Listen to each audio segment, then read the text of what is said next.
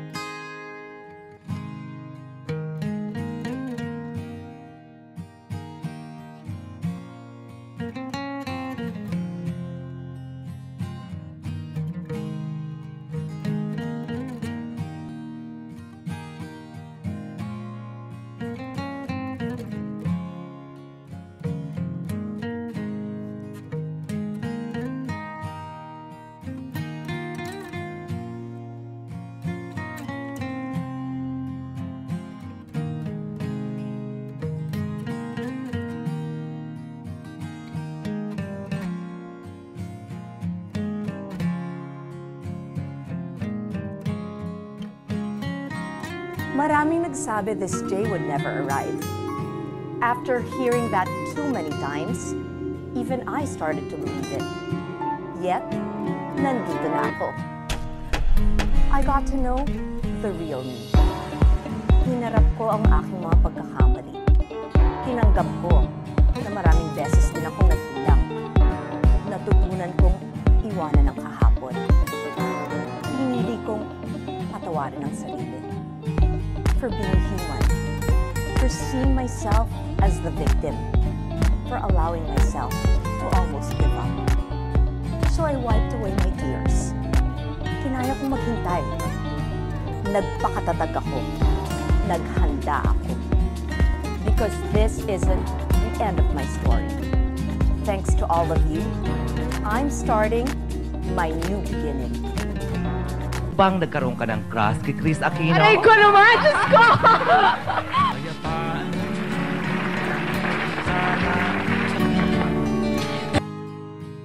Talaga? Bong, how many % of your father's ideology did you believe in?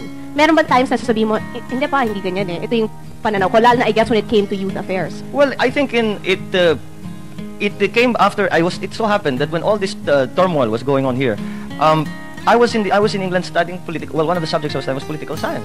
And many times, especially when it is explained to you in a very idealistic way as it is in school, sasabihin ko, oh, di kung ganun, bakit yung sa amin ganito? And uuwi ako, Dad, explain mo nga sa akin ito.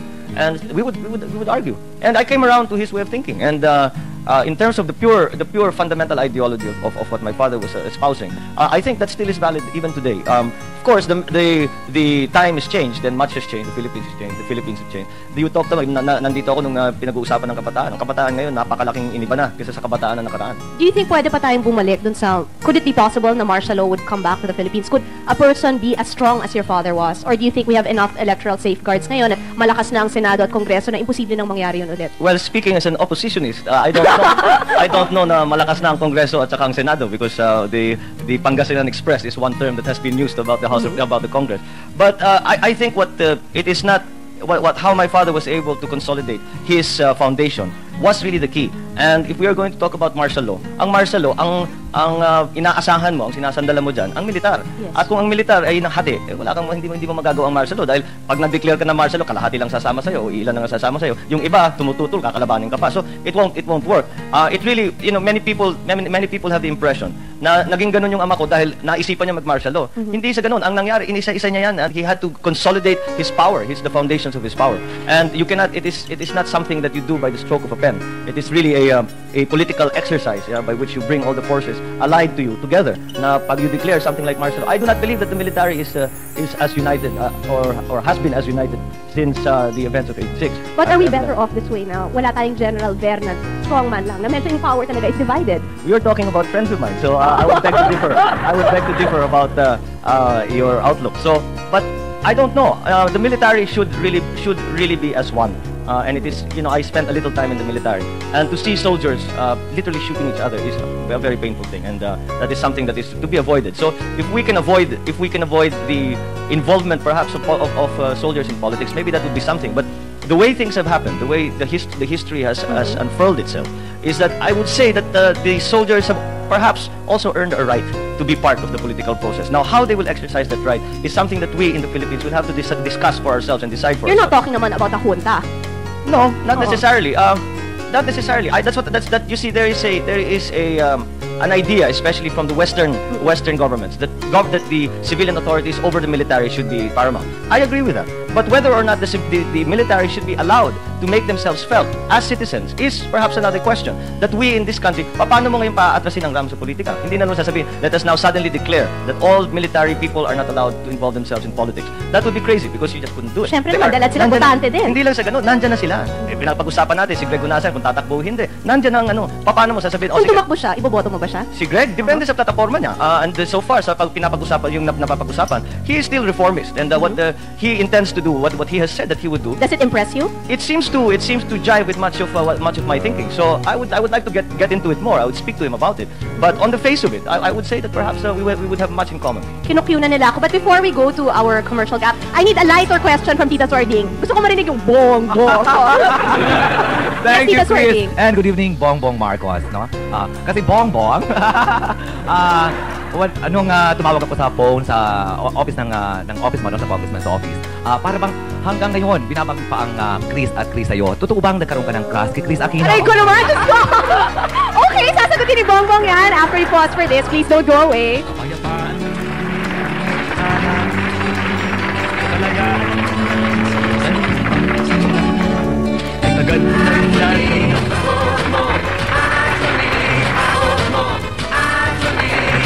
We're back, Arnelli. Embarrassed daw ako sa tanong mo. Kalain ni Bongbong, pinafeed ko yan. Alin. Kung nagkaroon siya ng crush sa'yo, yun ba yun? No, hindi Tita Chris. Sording nga, you're so embarrassing. Talaga, sorry Chris, pero nung nakausap ko kasi yung secretary ni Bongbong sa office, lagi daw binabanggit yung KRISAQUINO hanggang ngayon. Totoo yan, pagka lumalabas ako. Ito nagka-crush! Hindi, is it because siguro may Romeo and Juliet mentality talaga ang mga that's Pilipino? absolutely right. Pagka lumalabas ako at nagsasalita ako before people, siyempre at one point mag-open forum kuminsan or sa press conference, lalo sa kabataan, laging tinatanong, kung ikaw ba'y papasok sa larangang pelikula, papayag ka ba na leading lady mo si Kris? Yun ang mga tanong nila sa akin. So, up to now, yun napapag-usapan dahil nga dun sa nabanggit mo. Yung nagawang Bongbong and play. Kris na Yes, Senorita I have a Prestosa. follow-up question para kay Congressman. I understand your wife is a lawyer. What is it like to live with a lawyer wife? Does she nag? Do you argue a lot? Do you Will she be debate like, at the dinner table? Hillary Rodham Clinton. Well, si Lisa ba has the Lisa, tendency? no, Lisa is, Lisa, Yes, she's not at all like that. Lisa does not bring her work home. Pagka, Is she a practicing lawyer? yes, she is practicing. Corporate right or criminal? She was in litigation, but she's now sort of going towards corporate more and more. On a professional basis, lalo na in my work, I need legal opinion. And kung nagbabasa ko or something, and there's nobody else to ask, I need a legal opinion. I am lucky to have my wife. So to be you able work to- hand in hand? Well, with your wife? no, we in terms of profession, because she's a professional and she's a lawyer and she's a very good one because I've worked with her. And so when it comes to lawyering, sasabihin ko, hindi naman talaga ako abogado, so tatanong ko sa How kanya. active is she in politics? Does she go house to house din pag kampanya? Or She's slowly getting into it. Hindi naman siya sanay sa politika.